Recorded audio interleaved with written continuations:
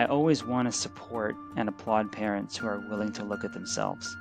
It's not easy to look at ourselves, and if a parent has that inkling, I might be doing something to contribute to the struggles my kid is having.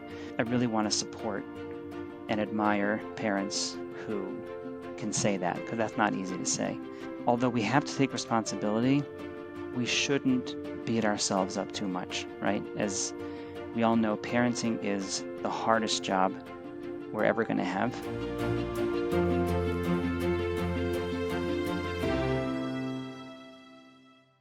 Welcome back to another episode of The Jews Next Door. It is an absolute pleasure to be sitting with one of my Rebbeim, Rav Lessin, Rav Dovid Lessin, who has helped me personally so much in my life when I was studying in Shalom and learned from him in Ali Shore and all of our personal talks, and really gained such an incredible amount. And Rav Lessin is this incredible psychotherapist who has a private practice in Yerushalayim and Shalom, and specializes in treating couples as well as adult men and older adolescents. And it's really such an absolute pleasure to be sitting with you to talk about Shalom Bayis. And really, thank you so much for taking the time. Thank you for inviting me on. So why don't we start with, just tell us a little bit about yourself and how you got into this realm of psychology. And I know that you have a specialty in IFS, which I'm sure you'll tell us a little bit more about. Okay. So I've been working as a psychotherapist for just over 15 years. When you were in Shalom, I was working there in the yeshiva, working with guys, but now I do a lot more work privately. I still have an office there, but mostly working with, as you said, families, couples, adult men, older adolescents, and just trying to be helpful and to understand some of the dynamics that are very dear to us and how we can navigate them and be the best spouses and parents that we can be. So that's what I'm interested in, and that's what I'm doing. Amazing. Well, that you are. I know personally, I could say you're very helpful, and I know so many people who you, Baruch Hashem, have helped a lot. So thank you. I really appreciate it. So let's dive right in. Let's dive right into great. Shalom Bayis. So I guess first things first, how can we take care of our own marriages? So that way, and this is obviously within the realm of parenting. So how can we take care of our own marriages? So that way we can be the best parent we can be, and nurture our children's nature. So I like the way you phrased the question, taking care of our marriages, because I think it is something that we need to take care of. When I think of things that I take care of, they're things that are precious to me.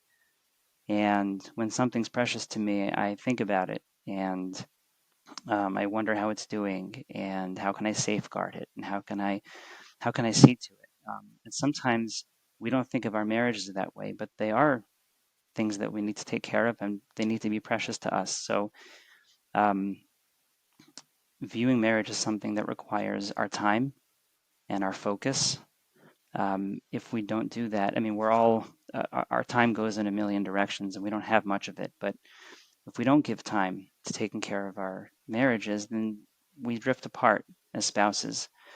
They're not things that get better on their own. We have to work on them, and we have to let ourselves focus on them and think about them and how are they doing and what can we do to safeguard them and make them better. When I work with parents, one of the things I like to tell them is that working on their Shalom Bayis is not only for them, but it's also for their kids. One of the best predictors for happy kids is growing up with happy parents.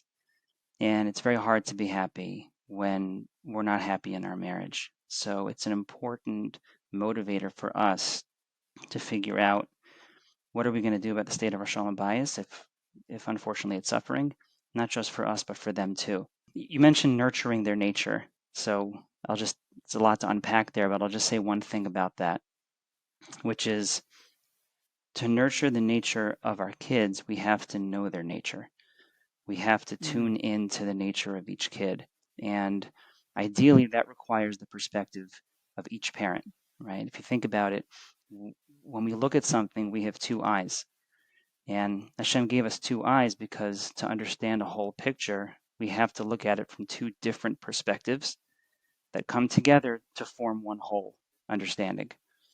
When you look at a kid, you need to have two different parental perspectives, two people who sit down and discuss what's the nature of this kid.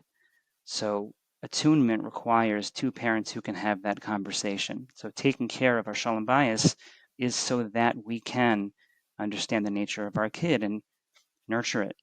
I love that. Wow, that is beautiful. Okay. Love that. So what I guess you said before, I guess we'll get more into Shalom Bayis in a second, but I want to just go on that topic a little bit more. Mm-hmm. What does that mean for parents to be able to, both take both perspectives and to be able to really tune into that nature of their child?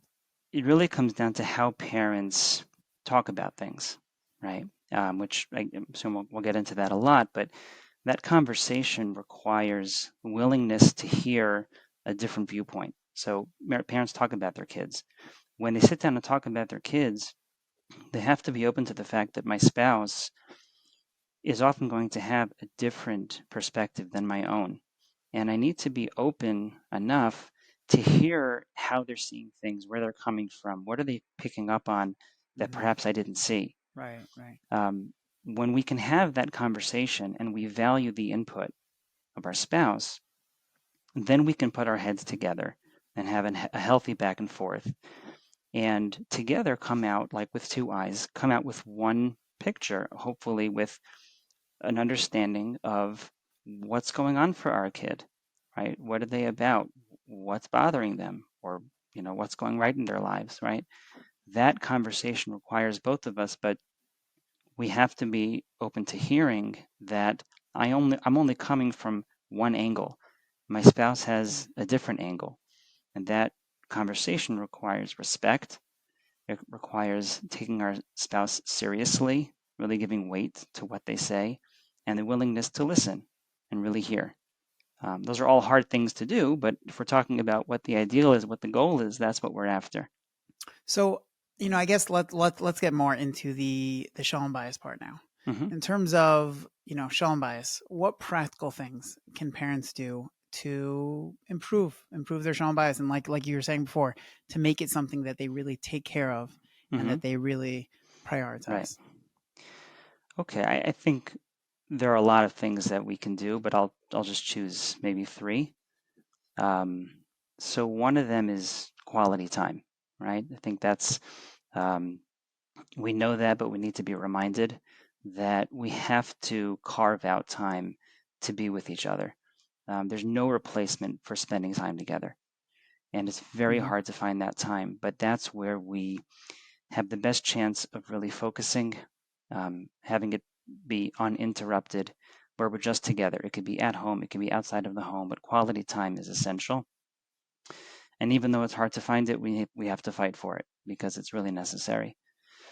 I think a second thing we can do is looking for the good in each other and complementing each other, right? In other words, we often get kind of stuck in the weeds of nitpicking the things that are bothering us, focusing in on the things that we're having a hard time with our spouse and in the relationship. We can lose sight of all of those things that we love about each other, that we admire about each other, that we appreciate about each other.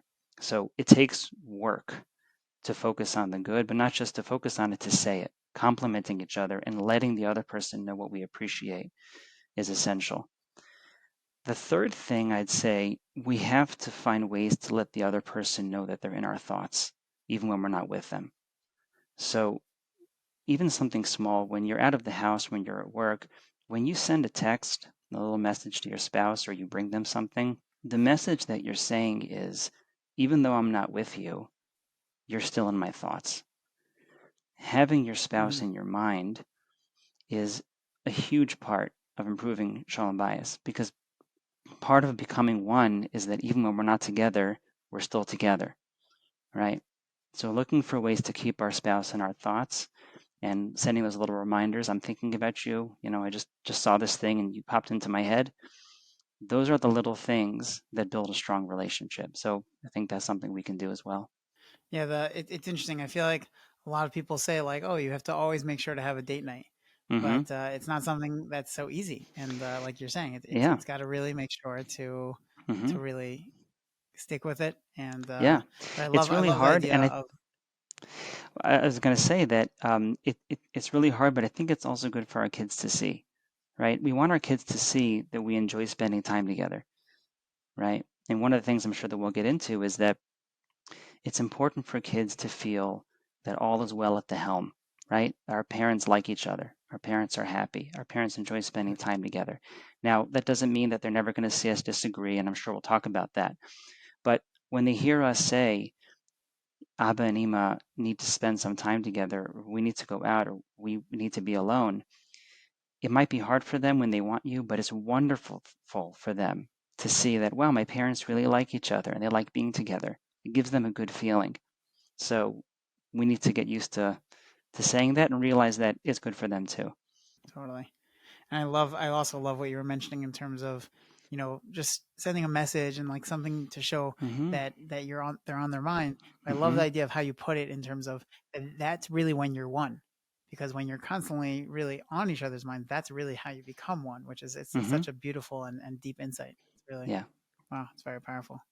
So, I guess let's take us through IFS a little bit, because I know that's something that you specialize in, and it's one of the modalities that you use. But I feel like, and unless you tell me otherwise, I feel like that has a lot to do with, in terms of how parents could, or couples in their Shalom Bayis can make sure to be the best parents that they could be and take care of their Right. children's, internal family system. Right. Okay. So there's a lot to say about that. I'll just kind of pull out a couple of important points here. I think just as an introduction to that, you know, I'll talk about IFS in the context of Shalom Bayis more than in the context of parenting, if that's okay.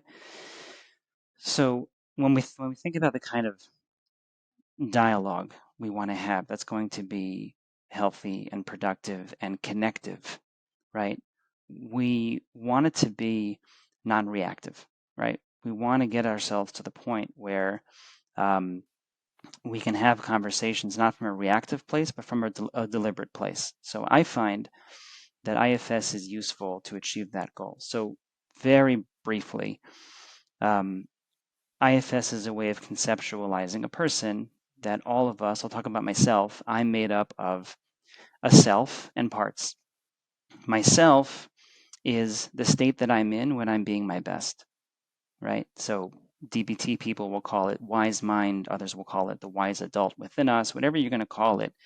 It's when I'm at my best. So that's when I'm calm, I'm feeling confident, I'm clear, I'm settled, I'm more compassionate, I have a broader perspective, right? That's the state of self. But all of us also have parts, and my parts will come in and take over. And then I will be acting not in my best. So I'll be angry, or I'll be anxious, or I'll be short tempered. Now, conceptualizing myself in that way I find useful because when I know that a part of me is taken over, it gives me the option of identifying it, right? There's an idea, you have to name it to tame it, right? Once you can identify something, you're already in a better position. Okay, my anger is taken over, my anxiety is taken over, my stress is taken over, that part of me. But then I want to get to a point where I can step back from it. When I can step back from it, I'm returning to my real self, right? The better state that I want to be in. From that place, I'm going to be much less reactive, and I'm going to be able to speak in a way that's going to be more effective as well. So I find it to be a useful tool to help me step back away from my reactivity and more to a centered place. But I also find that it's useful for couples in how they look at the other person, right? So if I'm looking at my spouse and I know that this reactive part of you is just a part of you, it's not the whole of you, right? So that achieves a few things. First of all, it's non pathologizing, right? It takes away labels, that there is a part of you that is taken over and you're now, in a reactive place because you're upset, but it's only a part, not the whole. And also, I can realize that there's a good intention behind that, right? And I want to see what's really going on for you behind that reactivity, right? When I can speak to you in that way, so I'm going to be less upset and I'm going to be able to ask myself, okay, what's really bothering my spouse that I need to pay attention to that's going on behind this reaction that I'm seeing. So I find that it lowers the temperature. It allows us to contextualize reactions, and it helps in communication in that way to lower the temperature and make us less reactive. I hope that was a good summary. Yeah, totally. It's interesting. Does that mean, just to clarify one part, does that mean Mm-hmm. that anything can be a part? Meaning, when someone is upset, a part means that they're upset right now, or there's something that we call something else? I mean, there's a part of them that's upset, right? But a lot of times we have a tendency to get very narrow, right? And that's when we start to, this is how you are. You're always like this. You always get upset at everything, right? And when we do that, we're taking this behavior and generalizing it to the whole person. That's very Uh-huh. different than saying, this is a part of the person that's upset about something. I know that they're not always this way, right? And when I can look at it that way, it also gives me the chance to think, all right, well, what's going on for this person? What are they upset about? What's going on behind their behavior that's contributing to them being upset right now?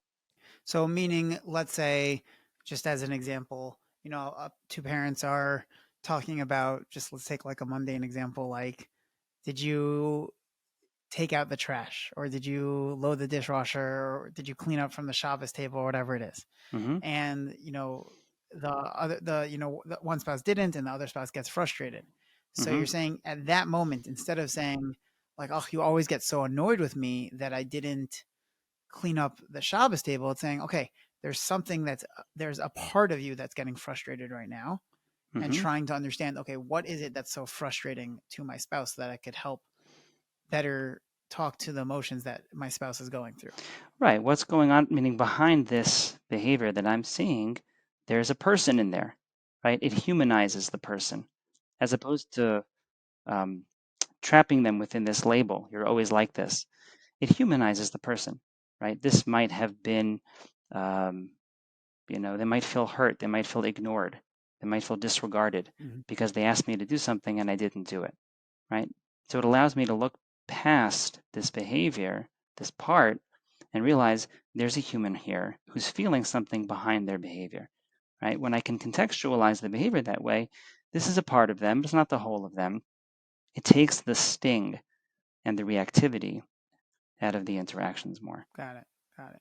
And then what's the next step after that? So once you are able to contextualize it, then you are within yourself internally trying to say, how do I understand that better? Or then you talk to your spouse in that, with that context and with that understanding. Well, if I know, if I can see past the behavior to the person behind it, right? And I know that they're feeling ignored or they're feeling disregarded, right? So I can own my part in creating that, right? If I've had that effect on them and I'm not as caught up with their reactivity, I can see the person behind the reaction. That's going to give me a chance to say, oh, you're right. I'm really sorry. I didn't mean to ignore you. I just forgot. And that diffuses what could otherwise be an escalation. Okay? This is hard work. I'm just describing it. And I understand this is a work of a lifetime, but if we're describing it, I think that's the goal. The goal is Yeah, to step away from our reactivity, both for ourselves and to also look at our spouses not as people who are just reactions. They're people, and they can also be hurting, and we need to tune into that. And sometimes that requires looking past the immediate thing that we see. sure, sure. And is what like you just mentioned, this is obviously a lot of work. What ways would you recommend a parent to be able, or parent, sorry, a couple, a husband, a wife, a spouse, to be able to work on this practically? Well, I think there's a lot we can do. I think, first of all, we need to take ownership over our own parts, right? So if there's a part of me that keeps tripping me up and gets me to react in ways that are not helpful for my marriage, I need to be willing to look at that, right? That's called making a U-turn, where instead of looking out at what you're doing wrong, I'm willing to say, okay, this is something that I'm contributing to this dynamic. That's one very practical thing that we can do, and to work with our own parts. But I also think that there's a language to this, right? In other words, when we can lower the temperature in our dynamic, we want to be able to speak for a part and not speak from it. When I speak from a part, I'm in a reactive place, and then I'm going to be speaking with a much sharper tongue. When we're in a less reactive place, and I'm going to speak for my part, that allows us to take a step back as a couple and say, okay, what just happened there between us? Let's figure out what that was so that we can understand each other better and think about what steps we could take differently for the next time. We want to be able to have those conversations. I feel like for couples, it might be hard for them to be able to be vulnerable in a way that they are Yes. looking past the action and saying, this really hurt me because I'm Yes. feeling ignored. Mm-hmm. So That's one of the hardest things to say. how does a couple be able to, right? One of the hardest things to do is to be vulnerable with our partner, because we're taking a major risk when we do that. When we open ourselves up, what we're saying is, I'm willing to drop my weapons. I'm willing to drop my um, my fighting stance, and to speak about what's going on behind the scenes for me. Now, it's a risk because I don't know how that's going to go. I don't know how it's going to be received. But there's a much better chance that if I can speak from that place, it's going to be heard. There's no guarantee, but there's a much. Now, if you have both spouses who drop their weapons and speak from a more vulnerable place, then you can really talk. What's going on for me? What's going on Right, for you? right. How did we just get caught up in that? Right? It's very hard to do that, but that's the work of connecting, being able to have those conversations. I feel like this is actually very practical also for parenting as well, because when a parent is able to separate the child from the action and look at the child's, things that maybe a child's doing something that's frustrating and that the parent is not approving of, but realize and say, okay, that's a part of the child. That's not the child. Mm-hmm. So then when you do that, you're going to react very differently as a Mm-hmm. parent, but you're also Mm-hmm. going to help the child to be able to react to themselves very differently, Absolutely. and that will, and I think in turn, in a way, it'll help build up their self-esteem as well. Right. I mean, we get very reactive to our kids, right? We all do. But when we can look at this, we can look at a child and we can say, okay, there is a part of them that is acting in this way, and I have a hard time with that part, right? At the same time, I know that that's not the whole child, and I love this child, and I want what's best for this child, and it's my job to help this child, okay? Because they're struggling with a part right now. I'm struggling with it, but they're also struggling with it. That's a totally different perspective on parenting, right? As opposed to getting caught up in the tangle of that particular part that I have a hard time with. I'm looking at the whole kid. When I'm looking at the whole kid, okay, well, now it's my job to help this child with his own reactivity. Well, that's a very different thing.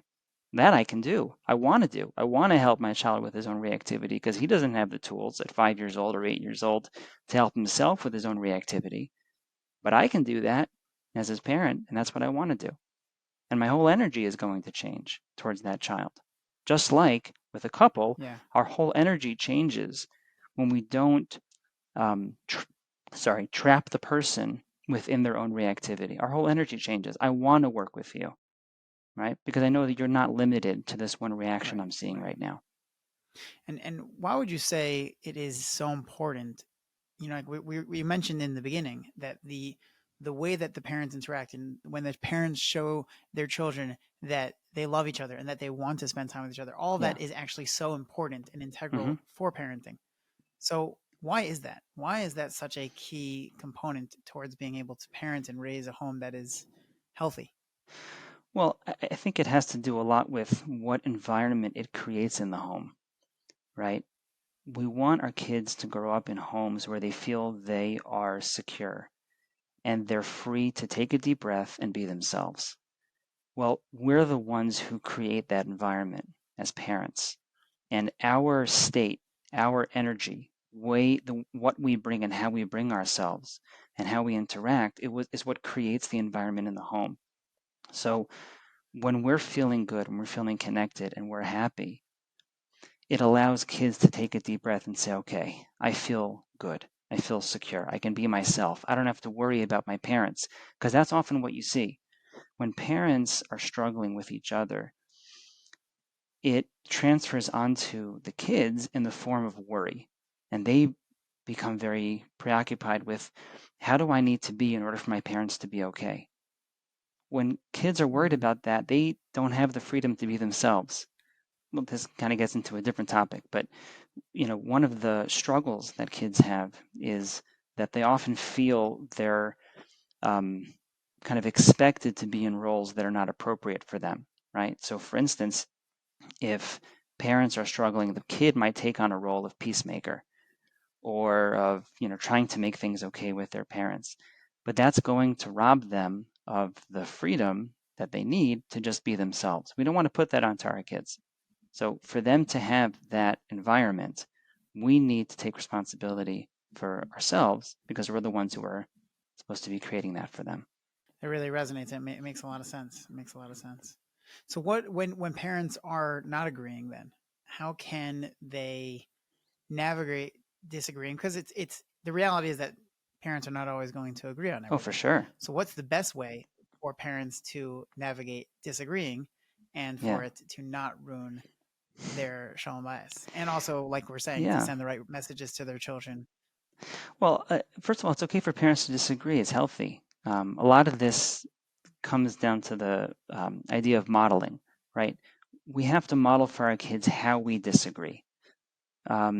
We are a team. Parents are supposed to be a team, but even on a team, people on a team disagree about things, and that's okay. We want them to see us disagreeing in a way that is respectful, that values each other's positions and perspectives. That's healthy. That's wonderful. At a Shabbos table, you're going to have lots of different opinions. Husband and wife may not see something the same way, but if we can talk about that in a way that is open and inviting for someone else's perspective, we're modeling.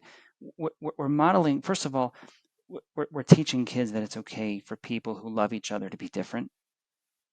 We're also giving them tools that in their future marriages, God willing, they're going to be able to respect differences and still remain connected. That's our goal. That's what we're after. That's what we want to create. We have to be careful about, though, is if we sense that this disagreement is going to escalate.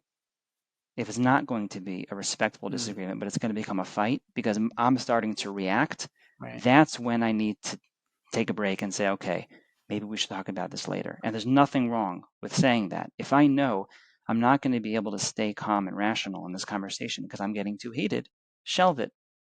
Put it on the side. Come back to it another time. It doesn't have to be spoken about right now. But there are a lot of topics that aren't like that. At what point does a parent, how does a parent, I feel like in the moment, it's very hard to do that, but you want to start to know your own signs, your own signals, right? I can tell in myself, right? If my body starts to get heated, if my heart rate goes up, if my palms are sweaty, if my face starts to get red, right? I know that I'm now in fight or flight. I'm in a reactive state. If I can notice that, which is very hard, as you said, but if I can notice that, that gives me a split second where I can make a decision. You know what? I really should take a different step here. This is not going to go well. That pause is so important, right? I think it was Viktor Frankl who said that's where you find your freedom, the freedom to make a different choice. When you don't have that pause, you're just going to barrel down the same, road that you've always been down. It's going to lead to an argument, and we don't want that. And what about, in terms of a little bit of a different type of a disagreement where it's not necessarily a disagreement in front of the children, but maybe a disagreement that parents are having about how to raise their children, about, the way, meaning, first things first, I guess, number one is parents navigating when they want to raise children differently, and how can parents talk to each other about the way that they, they feel that their spouse or, their partner is modeling in a way that maybe they sometimes do wish it was a little bit different without, without ruining the Shalom Bayis, because you're not trying to not make your partner feel like they're judged in any way, yet you are still concerned about some of the effects that the modeling and that the current parenting is having. Right. So we are going to differ on things. Spouses are going to see things differently. I think the more important question is not whether we will differ. It's how do we discuss it, okay? There's a difference between having that conversation from a sense of we are talking about it versus me against you. When it's me against you, I want to do it this way, right? Raise our kids. You want to do it that way. There's no good outcome to a me versus you conversation, because whatever you come out with, there's going to be a winner and a loser. And the loser is going to feel resentment, and that's going to pop up later. So our first priority is, how do we shift out of a me against you perspective, where it's not which of us is going to win, but it's that we're together in this conversation. I think that happens through the number one goal being understanding. If we're having a conversation and we're each committed to really understanding where our spouse is coming from, right? Let's take it's a parenting issue that we just don't see eye to eye. I want to send to this school, they want to send to that school, right? I need to really try to understand where's my spouse coming from? What are they picking up on that I'm not thinking about? What's their take? Why did they think that way, right? What are they being sensitive to, or what angle do they have that I don't have? If we've had that conversation in both ways, both directions, and at the end of it, we both feel understood. So what I like to do is imagine a table in front of you. You have those both perspectives. They have equal weight. They're equally important. Now let's take those perspectives, put them both on the table in front of you. And I want the two of you to take a step back from those two perspectives. Now, put your heads together, look at those two perspectives, which have equal weight, and think about what you can come up with that is going to take both of those into account. You can't ignore either one, because they both matter, they both have equal weight. At that point, if as a couple you're at a point where both of your perspectives are really understood, it's not going to be so hard to come out with, what are we practically going to do? Because remember, whatever the solution is, it's not one or the other. It's, we have to take both of us into account. That's a we conversation. In my experience, that's much more important than what's the actual solution. It's what perspective are we coming from when we're having that conversation. Does that make sense? Yeah, and it makes a lot of sense also, because when you come at the conversation from that perspective, then whatever you do end up coming up with, it's the way you present it to your children, the way, or there's the way that you're going about carrying it out. It's going to be a very unified front, and that's going to very much so be felt and shown to the children. We're in this together. We've made this decision together. And what about when sometimes, which I don't know how often, maybe from your all of your years of experience, maybe you've seen it, maybe you haven't, I don't know. Like if a spouse is changing after marriage, yeah, I don't know if that's how common that is, but when that's happening, I hope we all continue to change after marriage. Right. I mean, I guess maybe more so in a way where, typically I feel like after marriage, hopefully both the couple is growing in the same direction. Right. But let's say maybe where one of the partners are going or they're going in opposite directions. Right. So in that type of instance, how do we navigate that? Yeah. What do we? Yeah.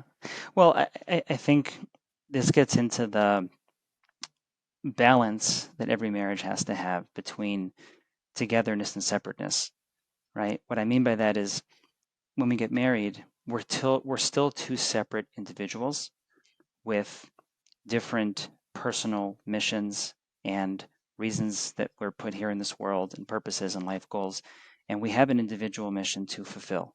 We don't lose that just because we get married. At the same time, we're bound and we're deeply connected and we're a team. So how we navigate that, a sense of togetherness, but also being two separate individuals, is something every marriage has to every couple has to work out. So what does that look like practically? I think it comes down to respect and dialogue, right?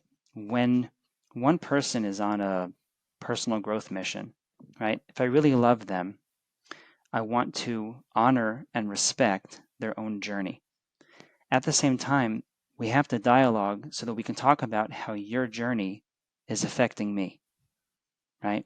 We can't have a situation where one person's growth disregards their spouse.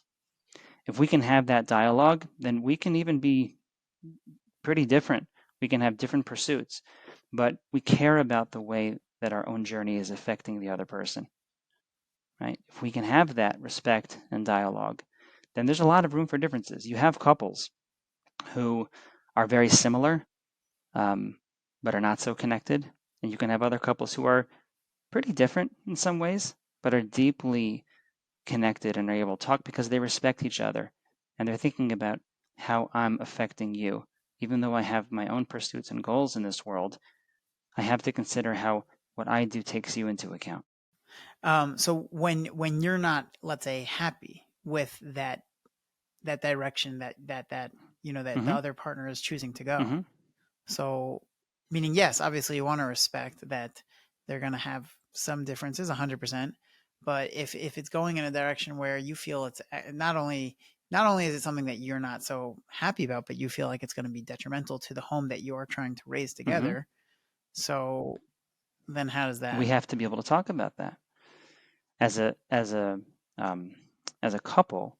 We have to talk about um, what does it look like for us to make room for your journey and your changes, while at the same time considering how that's going to affect our home and our kids and the home that I want to have, right? And we need to think together how we're going to come out with a plan, right? But it needs to be a dialogue. Now, each couple, as long as they can have that conversation and it's open and it's respectful and they really care about each other, they're able to come out with what works for them. There's no one size fits all there. But again, that's why I'm emphasizing that Mm-hmm. I think it really matters about the couple's ability to talk openly about how their changes affect each other. When they can do that, they can put their heads together, maybe with the help of a third party, and think about, okay, so how are we going to make this work in a way that takes both of us into account? It's not easy. I'm not saying that's an easy conversation to have.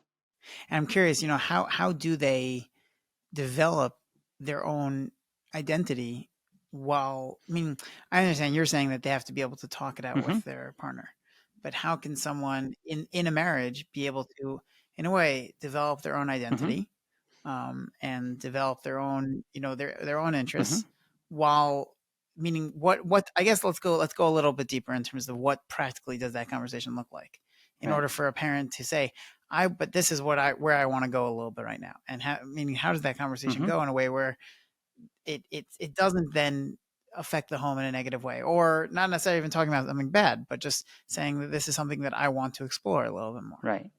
Well, I mean, first of all, I think the starting point needs to be that when you love someone, you want to celebrate them becoming their fullest selves. I think that's an important starting point, right? Mm-hmm. If my spouse feels that there's something important to them that's going to help them express their, so I want to come into that conversation from a perspective of understanding it, why this is important to you, and how you feel this is going to, make you a better version of yourself, right? Because when a person receives that reaction from their spouse, they feel loved, they feel cared for. It's a totally different conversation at that point. Now, I'm also going to have to share that, you know, that listen, these changes are also having an effect on me, and I really need you to hear that. And some of these changes are also having an effect on things at home. And can we think about that together? Right? I'm not coming in from a place of you have to stop, you can't do this. What I'm saying is, can we think about this together? Because I really want to make space for you and I want to respect your journey. At the same time, I need you to understand its effect on me. And together, let's think about what this means for our kids and for our home. I think that's a respectful way for us to talk openly about it. I'm not canceling out any possibilities, but I'm saying let's look at this as a unit because we're together in this. Even if some of the changes you're making are yours, we're together in this. That's what we signed up for. That's what we're committed to. And whatever changes happen in our home, we're together in those changes. So let's talk about them. So, everything we've been talking about so far has really been, more focused on Shalom Bayis. I guess let's transition a little bit to be both Shalom Bayis and parenting in a way that, how can parents, which through their interactions with each other, foster a level of, or a spirit of respect in the home, which both between themselves but also amongst the entire family, through the way that they parent their children, also through the way that they want their children to be interacting with each other. How does that foster? Okay. I think it starts with taking each other seriously. In other words, when your spouse says something to you, you want to view that as having weight. And God forbid not to be dismissive or demeaning or undermining. Parents undermine each other sometimes. To develop respect in the home, we have to show that we really do respect what our spouse says about something, even if we think differently. So we might have to pause and really take a second to take in what our spouse said about something. And that's not always easy to do. We might think to ourselves, well, they don't know anything about this, or, that doesn't make any sense, or that's dumb. But to show respect, to model respect, I have to really take seriously my spouse's input and see it as important. I think that our kids should also hear us appreciating each other and pointing out what we value about each other.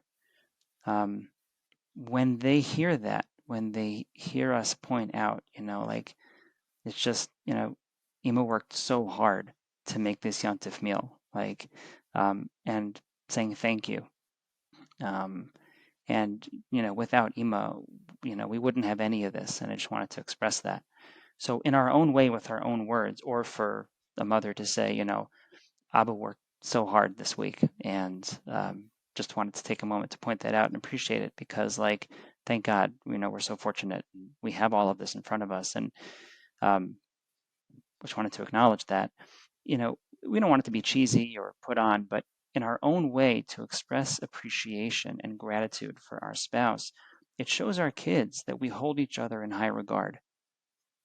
And that's what we want to be modeling for them, that we value and appreciate one another.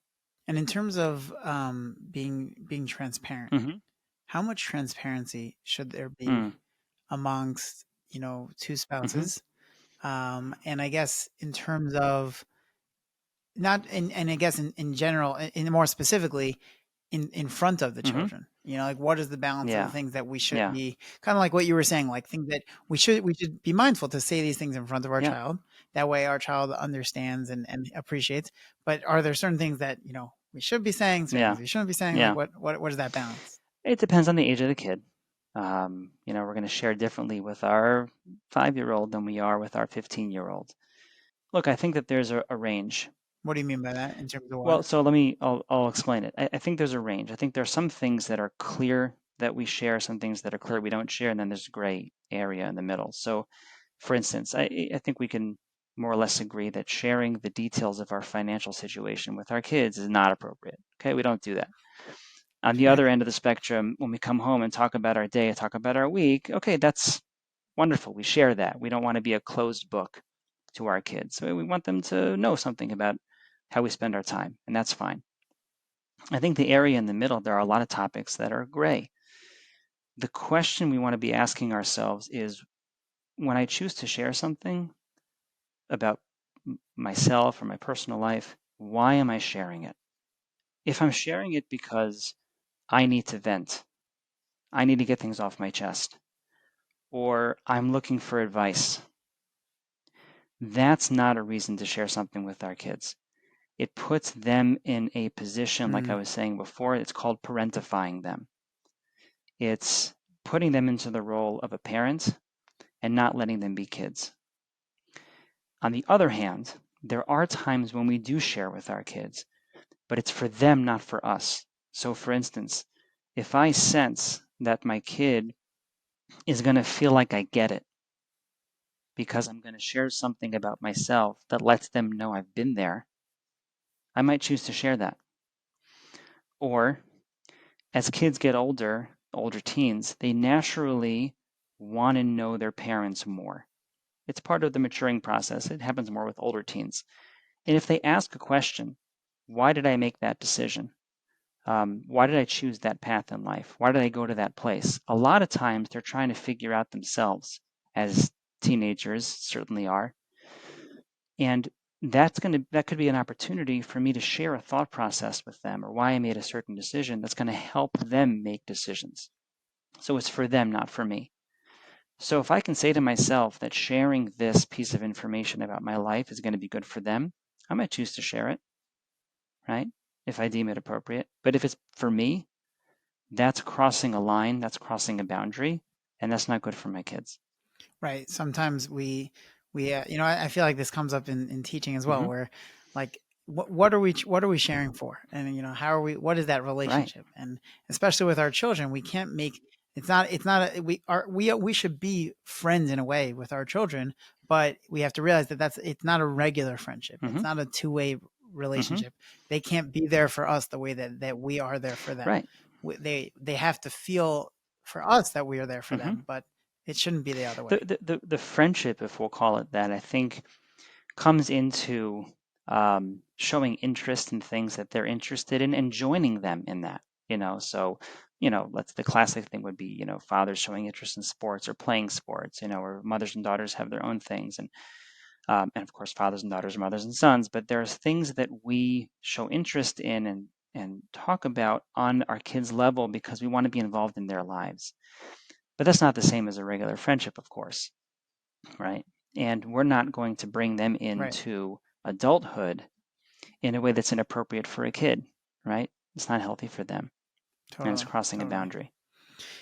Are there things that you would say that a parent should be mindful of specifically in their marriage, in the Shalom Bayis, that helps to cultivate a positive self concept in the child? Yeah, I would say a couple things. I think one is, a family, I mentioned it before in the context of Shalom Bayis, but it applies to a family too. A family is a team, and every team has many members. We want our children to feel that they are contributing important members to our team, right? So my team is Team Lessin, you got Team Manshell, and our kids are important. So when they contribute, we want to give them the sense of utility, of agency, that they can do something to be contributing members to our family. That fills up a kid with a sense of confidence. I have something to offer. I can do something here to make a positive impact. And we want to point that out to our kid. Like, what you did there was so helpful. Thank you so much. We couldn't have done this without you. That's wonderful for a kid. I think another thing, we want to look for ways to help our kids see how they're unique. So that takes some creativity. So for instance, if a kid is struggling in school, but he's got great social skills, right? We want to point out to that kid, I see that you have this amazing ability to talk to people and to make others feel comfortable around you. I love that about you. It's so wonderful, right? That kid's going to feel like $1,000,000. Say you have a kid who's shy, but Yeah. he's really good at solving riddles or word puzzles or mind games. I want to say, you have this incredible ability to think in a complex way and deeply about something. Wow, that's amazing. Because think about ourselves as adults. Our personalities form around certain core traits that we know we have, right? And we tend to organize our lives around the things that we're really good at. Well, we plant those seeds in our kids when they're young. We want them to feel like this is an area where I excel, right? The other pieces they'll figure out and they'll fall into place. But if they have been given from their parents an idea of where they stand out, an ability that's unique to them that they have, wow, what a gift. They're going to feel great about themselves. And they're going to know, okay, this is an area where I can really make a contribution. So that's something as far as their self concept that we can give them. But it takes some Mm, creativity and out of the box thinking, right? Out of the box thinking means we yeah. have to Yeah. search. Every kid has it. There's no kid that doesn't have that, but we have to search for it, right? It might be a kid who is uniquely good in a specific way, but when you find it, you got to hone in on it and point it out. Wow, this is an area where you're amazing. This is so great and special about you. And then to think with that kid about ways that they can harness it and bring it out. What age do you think that a parent can start really doing Pretty that with their young, child? pretty young. I mean, it's going to be in a young kid's way. Let's say you have a 4-year-old or a 6-year-old, whatever, who has leadership abilities, right? There are some kids who, they can't sit still in school, but like when you put them into a group activity, they're rah rah right there at the front. Well, when they do that, Mm-hmm. we want to find an opportunity or create an opportunity to say, the way that you organized that, like that was so great. Look how much fun your friends had, and you made that happen. Wow, that was so special. Mm. Right? It makes the kid feel amazing, but it also makes the kid Mm. feel seen because you're not making it up. You're seeing something that's really there, Right. Right. right? And it resonates with the kid. They know if Yeah. you're just fabricating it and making it up versus if you've really honed in on something that's unique about them. Totally. Totally. I mean, this is the idea that the Age Kodesh talks about in the Chovas HaTalmidim. He talks about Chanoch L'Nar Rabbi Right. Darko in terms of being really able to Mm-hmm. find exactly what's unique about that, and that's the parent's job to be able to pull it out and to show it to the child. Yes. And once you show it to the child, Yes. like you're saying, it really helps them to develop that self Mm-hmm. concept. Yeah. Yeah. It's beautiful. I love it. I often find that, in so many of our talks that I have with so many of our guests, I often find myself basically saying the idea that parenting is like the biggest Musar Seder, Musar Sefer, where it really Mm-hmm. points out to each parent our biggest deficiency as a person, as a parent, and I guess I'm curious, what do parents do when they realize that their Shalom Bayis is the cause of the deficiencies in their children? First of all, I think that's a major realization. Whether or not it's true, the fact that a parent would be willing to look at that, ask themselves that question, I always want to support and applaud parents who are willing to look at themselves. It's not easy to look at ourselves. And if a parent has that inkling, I might be doing something to contribute to the struggles my kid is having. I really want to support and admire parents who can say that because that's not easy to say. Um, the second thing I'd say is, although we have to take responsibility, we shouldn't beat ourselves up too much, right? As we all know, parenting is the hardest job we're ever going to have. It's the most wonderful and the most rewarding, and it causes the most growth, as you said, but it's also the hardest. Somebody actually asked Rav Wolbe once, why is there no bracha in Shemona Esrei for chinuch banim? And he said, you can't have a bracha for something that you need to talk to Hashem about all day. It's the hardest thing I that we're love ever that. going to do. Now, when we do sense, okay, there's something I need to look at in myself.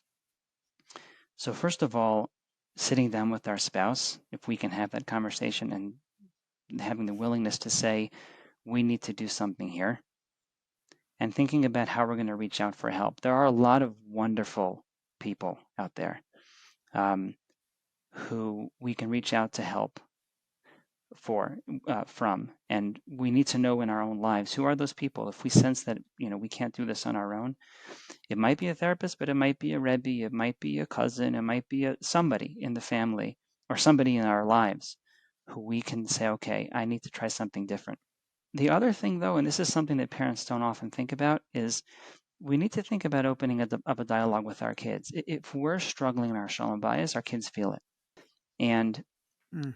approaching a kid and having the courage to say, Abba and Ima have been going through something difficult, and we're not always able to talk to each other the way that we'd like to. What's it been like for you? That can be very relieving for a kid. We don't have to come with any solutions, but we're letting them know that we see them, that we're not oblivious to the fact that if we're going through something, they feel it.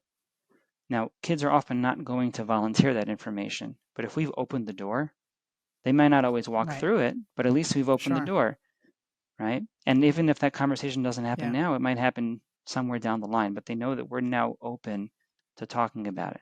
That can be so relieving for a kid. Yeah, I feel like it can make a child feel so heard. Yeah, yeah. So it's hard for parents to do that, and all of this whole process takes a lot of courage. But it's worth considering. How am I going to let my kid know that I get that this is hard for them too? Are there areas within this concept of shalom bias that either that we haven't discussed yet, or things that parents don't even know to ask about, or that you would say that parents really Yeah, need to know within this topic of shalom bias and I think parenting? so. I think, well, first of all, it's a process. Um, one of the things I've learned from my wife over the years is that, I can have an impatient part of me, and she's helped me see that this is really a process. There's no expectation that somebody should come into marriage or come into parenting and know exactly what they're doing. How are we supposed to know that? Even if we had the best parents, there's a huge learning curve, and it's a process, and we get better at it with time, both in terms of marriage and in terms of parenting. So we need to give ourselves that leeway. But I think there's something that I've been picking up on more in my own work in the last couple of years, which is empowering parents. A lot of parents nowadays are full of self doubt. Am I doing it right? Am I getting something wrong? And self Mm, doubt undermines our trust in ourselves. And I say to parents, I might know something about family dynamics. I might know something about kids, but you're the expert on your child. And I think it's very important for parents to trust their instincts, to trust their gut, to take a moment and ask themselves, what do I think? What do I think is going on for my kid? What makes sense to me? What sits well with me? We have to trust our own voice. And I think that leads into another point, which is we have to take our own voice seriously and realize that our voice is very important in the life of our kids, right? As an adult, if you think about it, we all have certain people's voices in our minds that are there. They're guiding us. We sort of, whether it's a parent or a grandparent or a Rebbe or a mentor, there's someone there that has had an impact. And it's sort of an internal guide.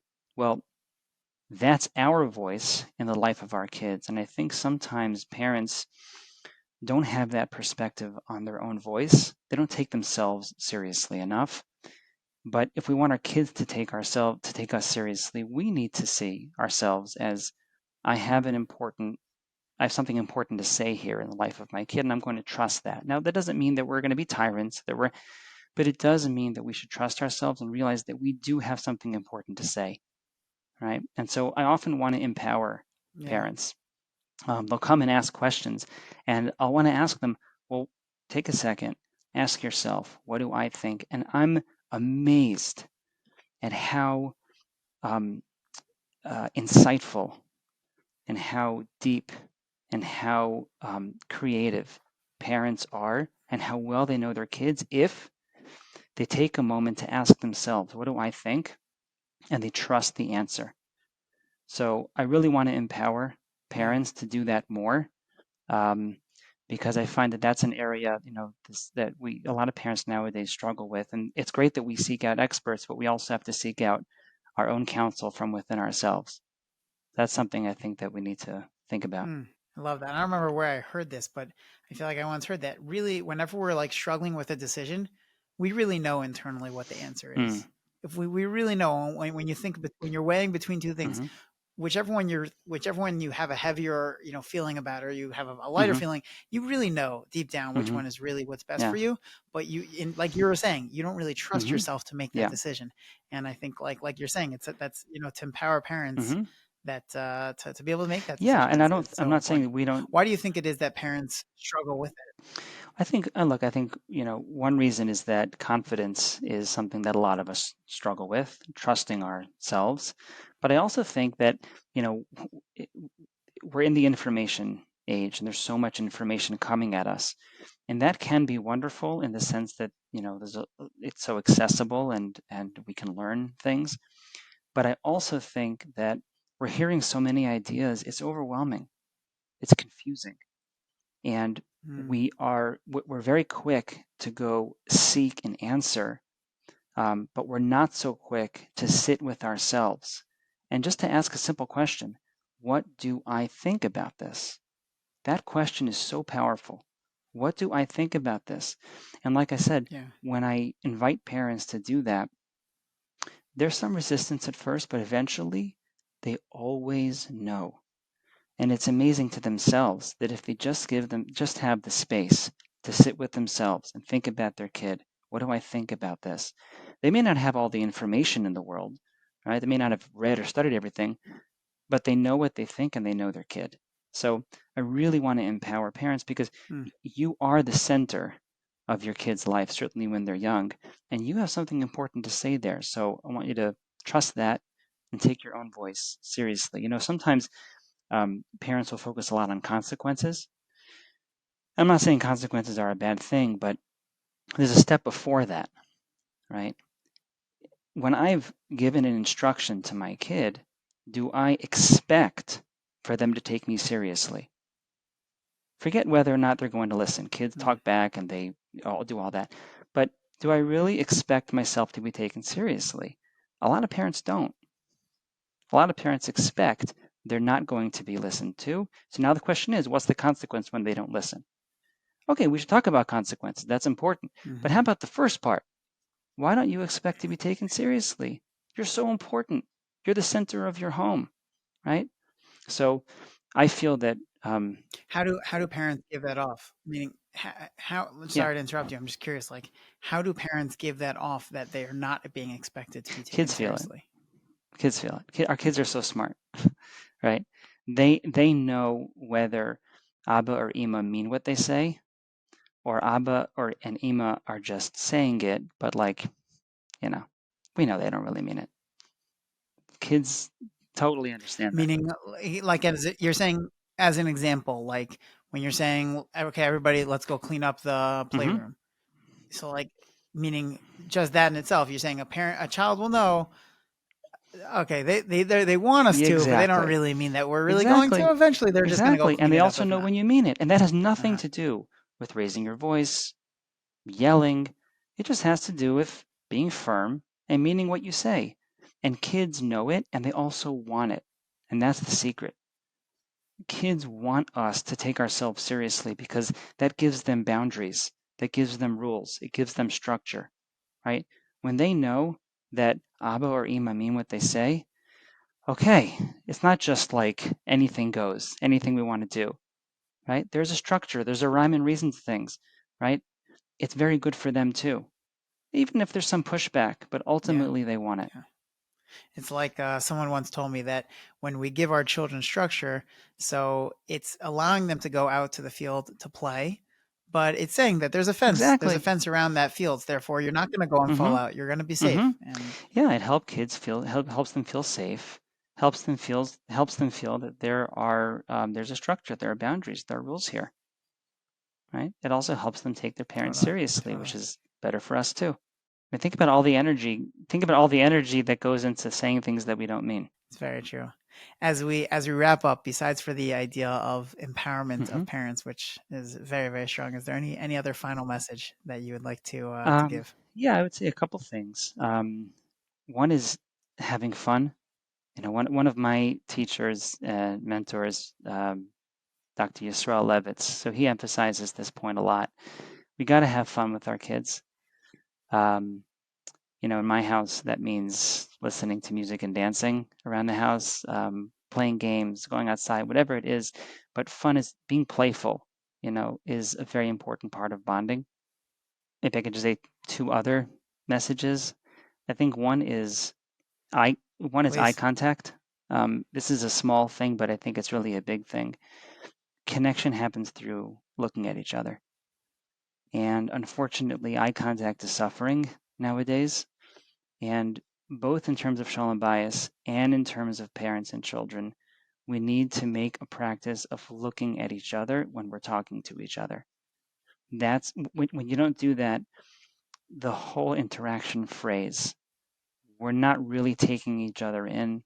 We're not really talking to the other person. We're just sort of talking in the air. People connect through the eyes. The eyes are the window to the soul. I know how hard that is nowadays, but I think it's something that we just need to be reminded of. So if anybody's listening, hopefully this is a reminder. And I think the last point that I'd say is parents need to take care of themselves. We are pulled in a million different directions, but every parent is a shliach.